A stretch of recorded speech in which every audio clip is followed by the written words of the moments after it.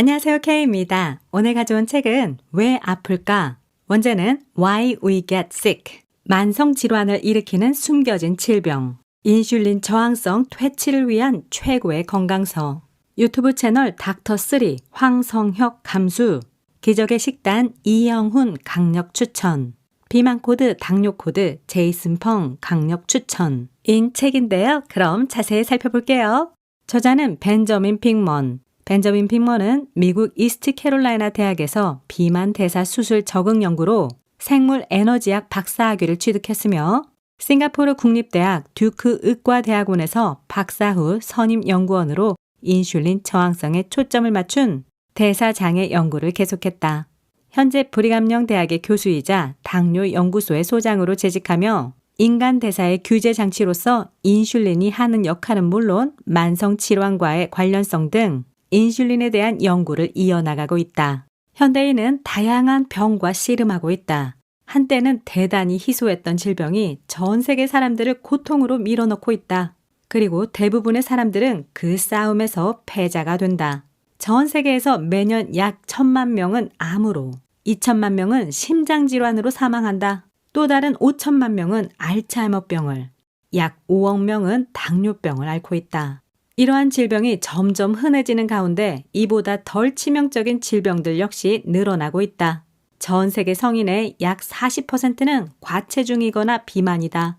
사실 인슐린 저항성은 세계적으로 가장 흔한 건강장애이며 매년 더 많은 사람, 성인은 물론이고 어린이에게로까지 영향력을 넓히고 있다. 그러나 대부분의 사람이 인슐린 저항성이란 용어를 생소하게 여기며 이 용어를 알고 있다고 해도 제대로 이해하는 사람은 드물다. 놀라운 일도 아니다. 생체의학자이자 교수인 나 역시 지금처럼 인슐린 저항성에 집중하기 전까지는 이에 대해 제대로 된 지식을 갖고 있지 못했으니 말이다. 그러면서 제이슨 펑 박사는 이렇게 얘기하는데요. 지난 세기 동안 과학은 상당한 발전을 이루었다. 1900년의 3대 사망 원인은 폐감염, 폐렴과 독감, 결핵, 위장내 감염증이었다. 당시에 우리는 왜 아픈가라는 질문을 던진다면 전염성 질환이란 답이 압도적으로 많았을 것이다. 하지만 지금은 그렇지 않다. 위생시설, 개인위생, 항생제와 항바이러스제 등 기적과 같은 약물의 발전으로 감염은 더는 치명적인 질환이 아니다.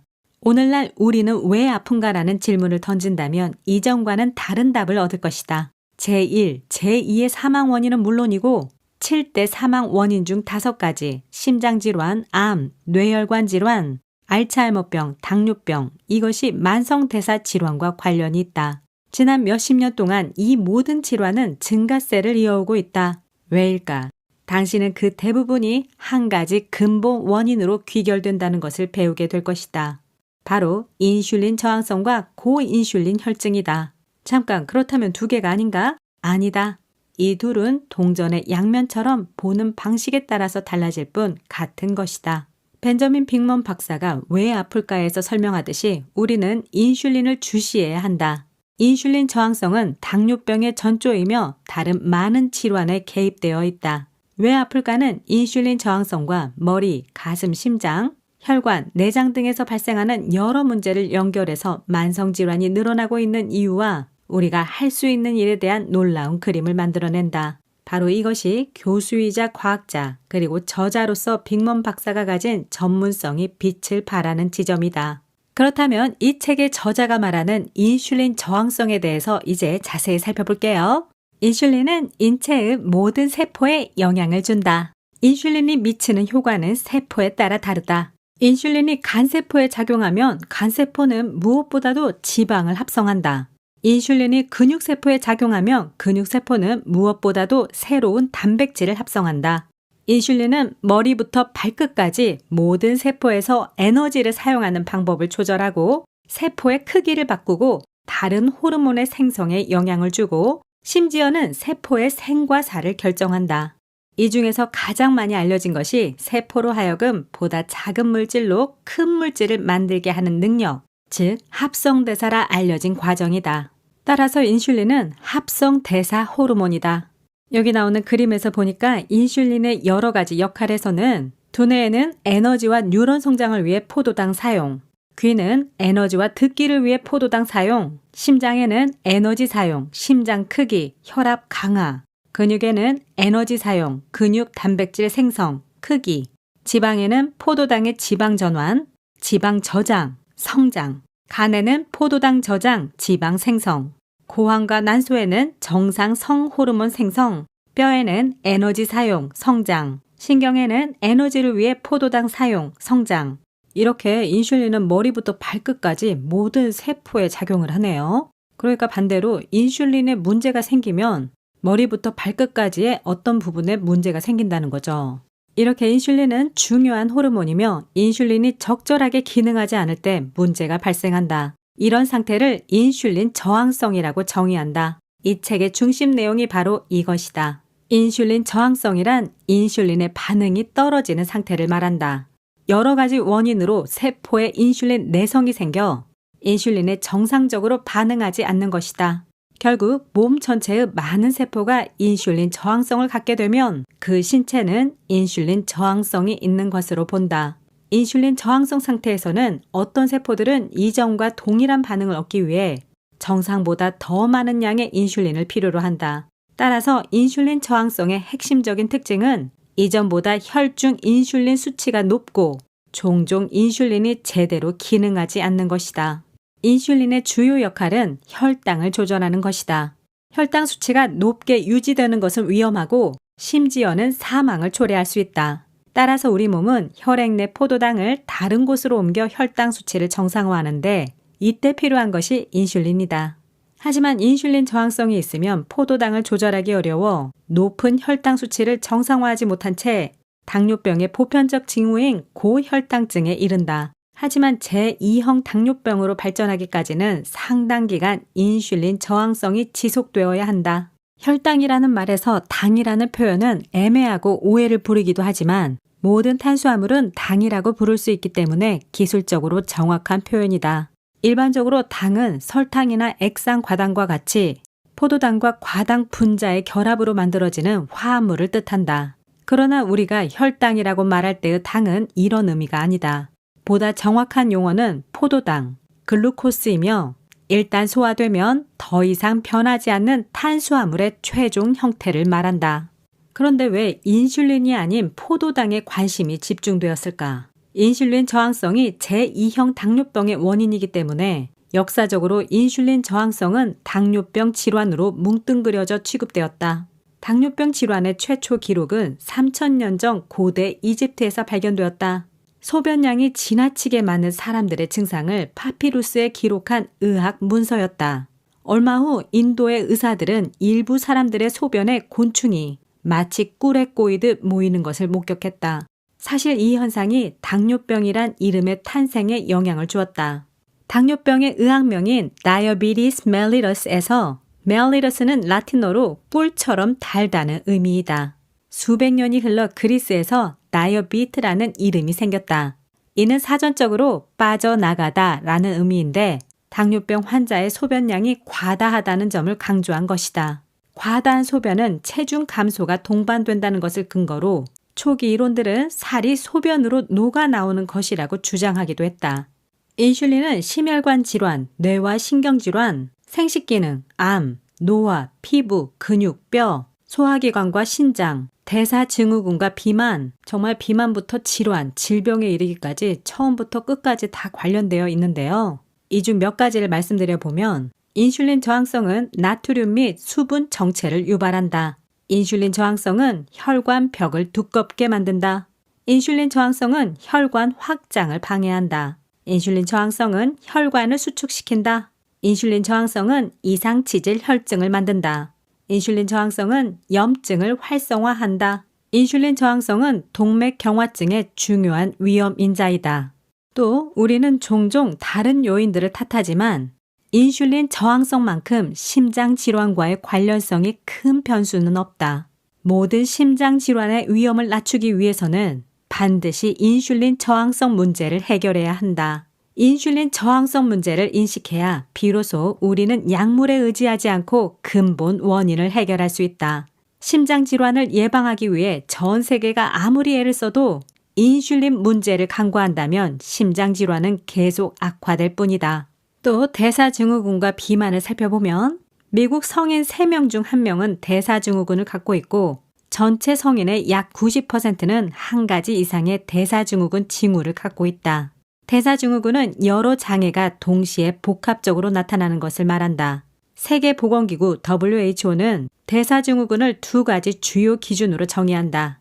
첫째, 환자는 고혈압, 이상지질혈증, 복부비만, 미세 단백뇨 중 2가지를 갖고 있어야 하며 둘째, 환자는 반드시 인슐린 저항성이 있어야 한다. 즉, 인슐린 저항성 플러스 다른 2가지 증상. 이것이 바로 대사증후군이란 방정식이 성립하는 것이다.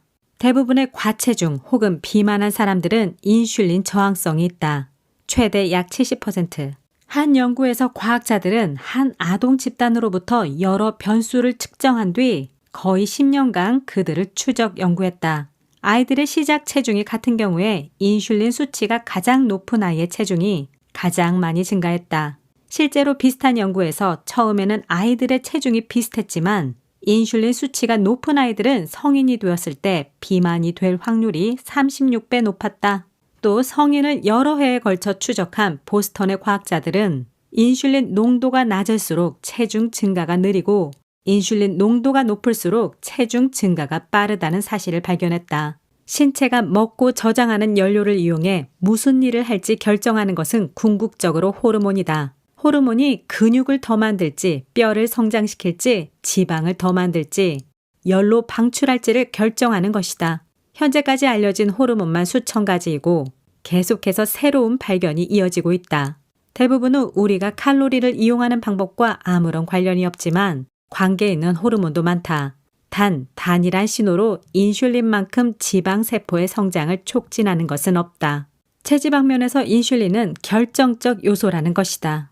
인슐린이 증가하면 체지방도 증가하며 반대로 인슐린이 감소하면 체지방도 감소한다. 사실 인슐린은 체지방을 늘리는데 워낙 효과가 좋아서 섭취하는 칼로리가 동일해도 인슐린의 양이 늘어나면 체지방은 증가한다.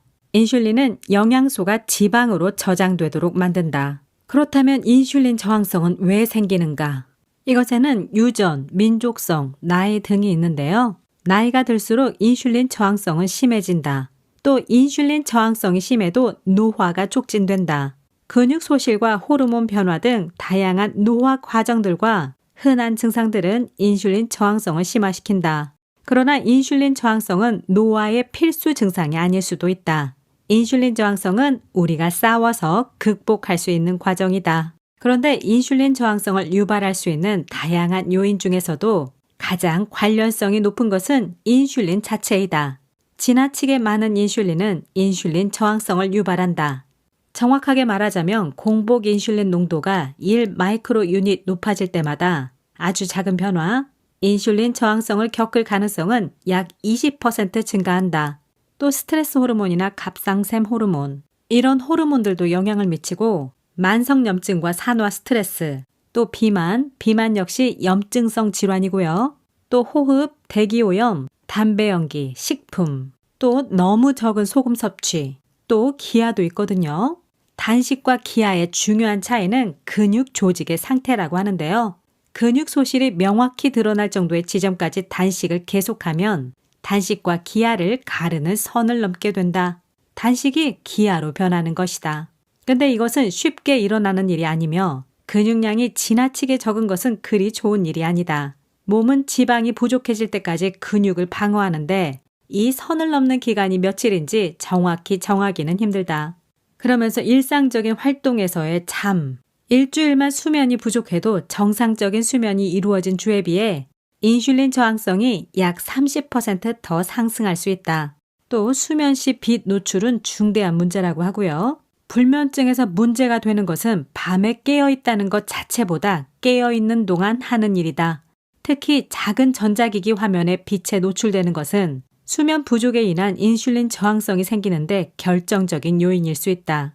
야간 시간, 빛에 노출되면 멜라토닌 수치와 코르티솔 수치에 변화가 생기기 때문이다. 이 변화는 빛에 노출되지 않은 수면 부족 상태에서는 크지 않다. 이는 어둠 속에 있는 것이 인슐린 저항성을 조정할 가능성이 있다는 것을 암시한다. 또 매일 30분 이하로 낮잠을 자는 사람들은 인슐린 저항성이 생길 가능성이 낮다. 또 그 이상이면 밤에 숙면을 방해하기 때문에 오히려 좋지 않고요. 또 몸을 많이 움직이지 않는 생활. 이것도 굉장히 중요한 요인이 되는데요. 지나치게 오래 앉아 있는 것이 크게 위험하다고 생각하는 사람이 많지 않겠지만 실제로는 인슐린 저항성을 굉장히 높이는 행위이다. 이에 관한 대단히 흥미로운 연구가 있다. 식사 전에 2시간 동안 앉아만 있게 한 사람들과 앉아있다가 일어났다 할 수 있었던 사람들을 비교한 것이다. 계속 앉아있던 사람들은 식후 혈당 반응이 약 45% 높았다. 앉아있는 것이 인슐린 저항성에 미치는 피해를 완화시키는 간단한 해법은 약 20분마다 잠깐씩 약 2분 정도 자세를 바꾸는 것이다. 예를 들어 가끔 몸을 풀어주거나 몇 초 동안 근육을 수축시키는 것만으로도 위험을 줄이는 데 큰 도움이 된다. 지금까지는 인슐린 저항성의 원인에 대해서 자세히 다루었다. 이제는 해피엔딩을 맞을 시간이다. 인슐린 저항성을 예방하고 정상으로 되돌릴 수 있는 여러 가지 방법을 알아볼 것이다.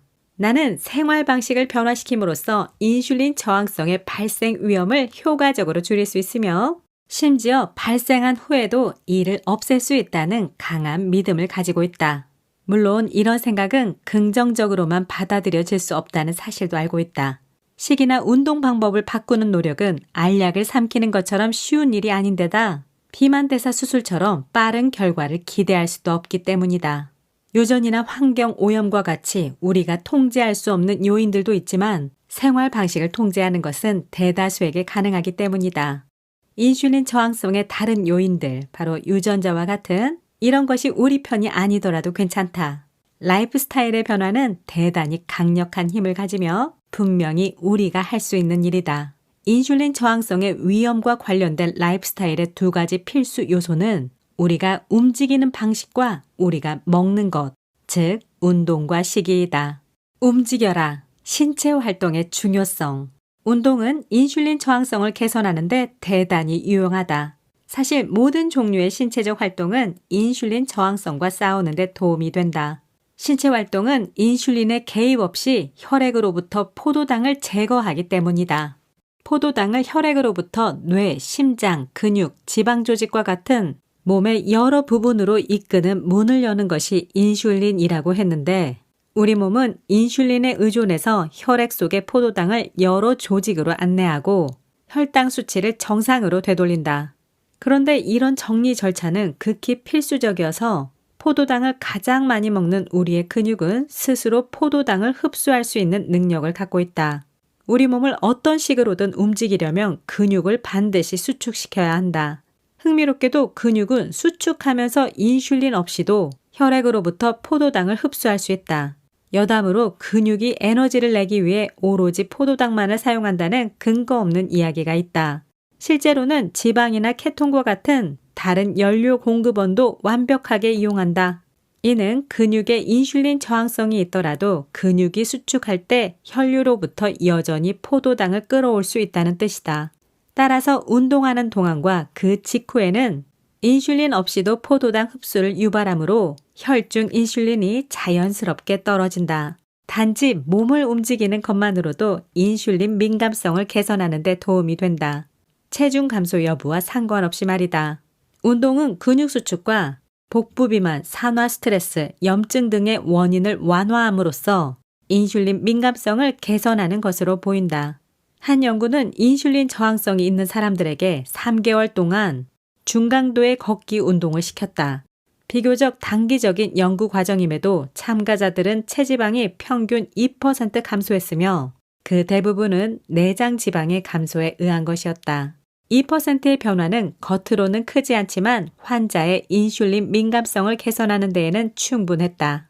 또 다른 연구에서는 3개월간 꾸준히 운동을 하자 체중 감량이 없는 상태에서도 염증과 산화 스트레스 지표가 감소되었다. 규칙적인 아주 가벼운 운동만으로도 수면의 질을 높이고 스트레스 지표를 감소시킬 수 있는 것이다.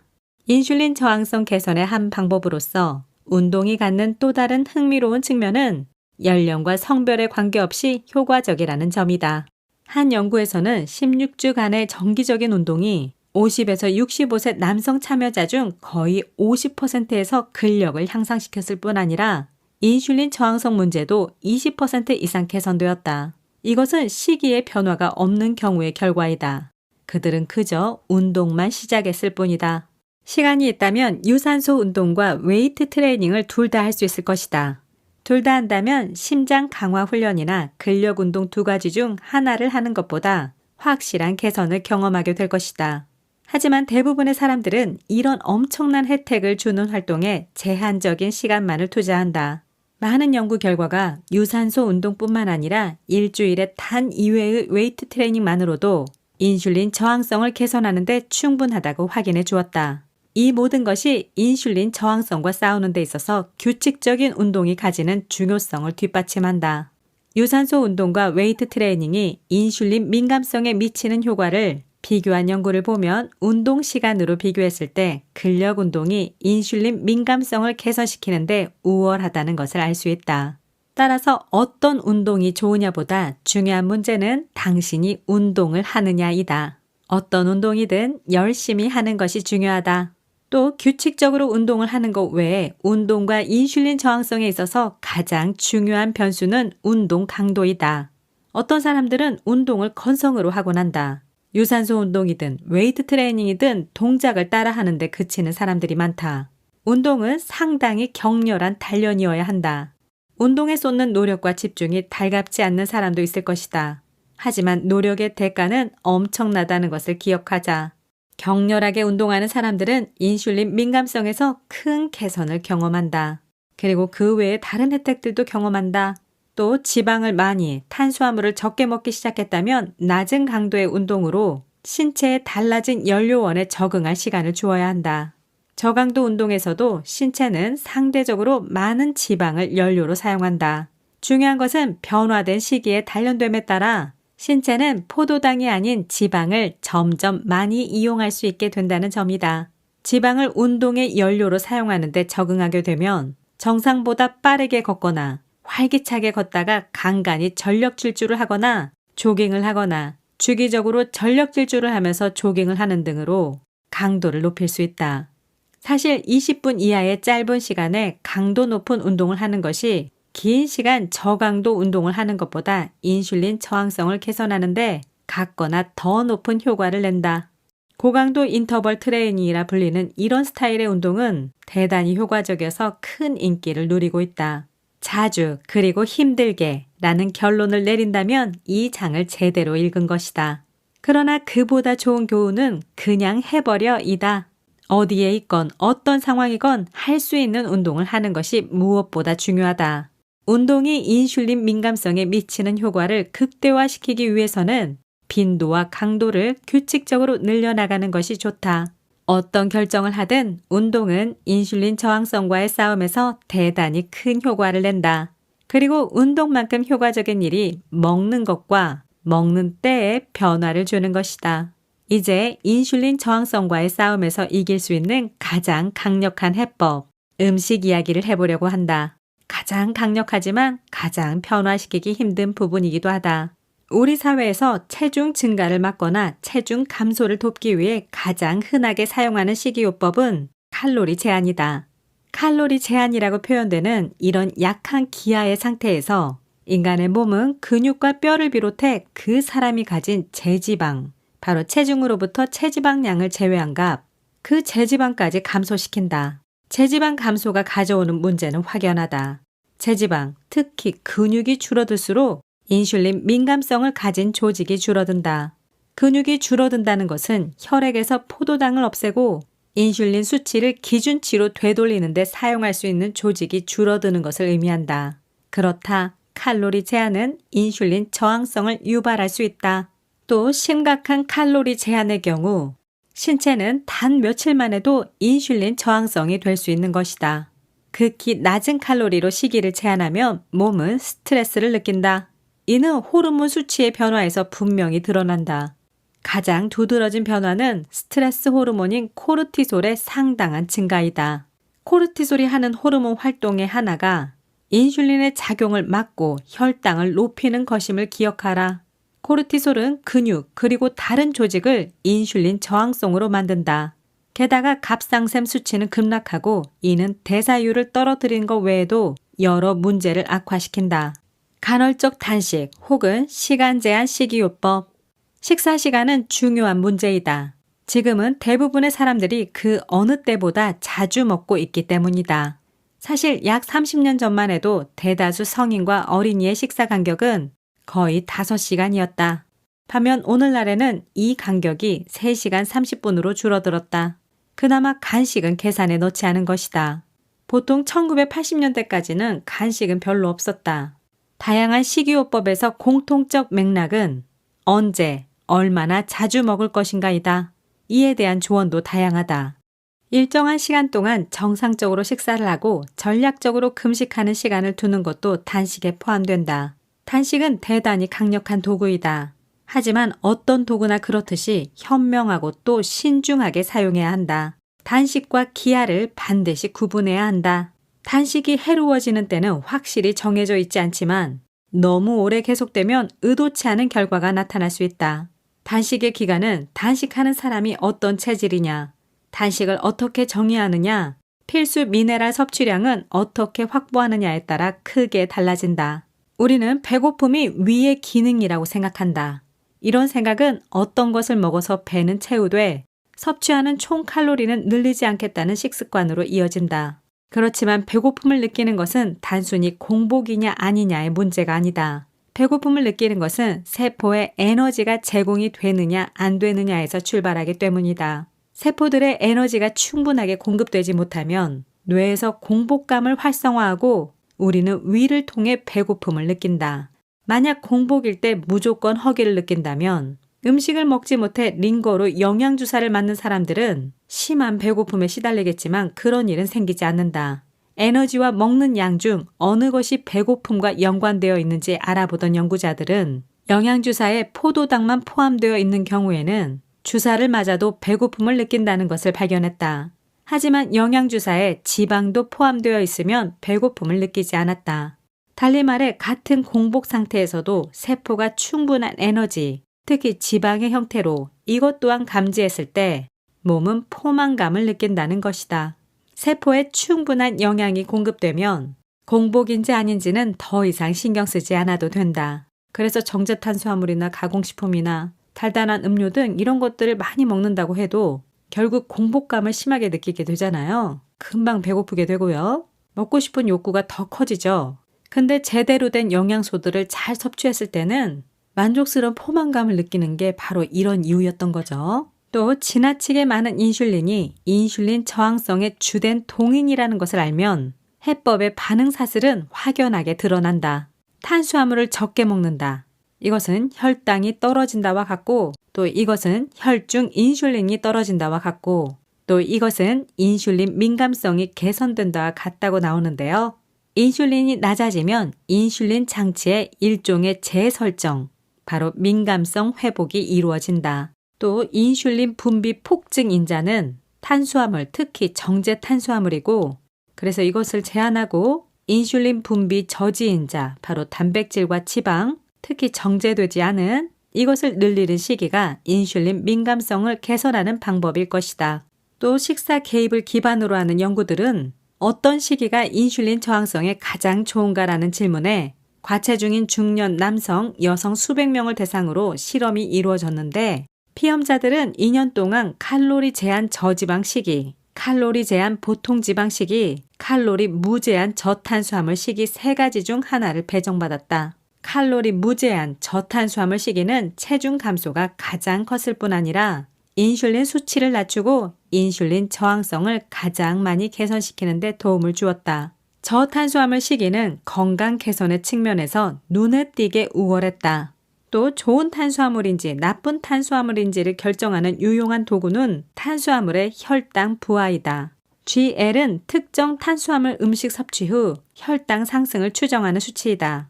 그래서 인슐린을 낮게 유지하는 시기로 다시 정리해보면 탄수화물을 제한하라. 혈당을 급격하게 올리는 나쁜 탄수화물은 줄이고 혈당을 완만하게 올리는 좋은 탄수화물을 먹으라는 거죠. 단백질을 우선하라. 지방으로 채워라. 미량 영양소와 비타민, 단식을 활용하라. 이렇게 정리해 볼 수가 있는데요. 그 안에 또 자세한 사항들은 이 책 안에 자세히 나와 있습니다. 그래서 왜 아플까? 왜 살이 찔까? 바로 인슐린, 그리고 인슐린 저항성, 또 해법으로는 인슐린 민감성, 이 부분을 살펴보았습니다. 여러분의 건강한 라이프스타일, 즐거운 라이프스타일, 성장하는 라이프스타일을 응원드립니다. 지금까지 케이였습니다. 구독과 좋아요, 알림 버튼 감사합니다. 다음 영상에서 또 만나요. 제발 안녕.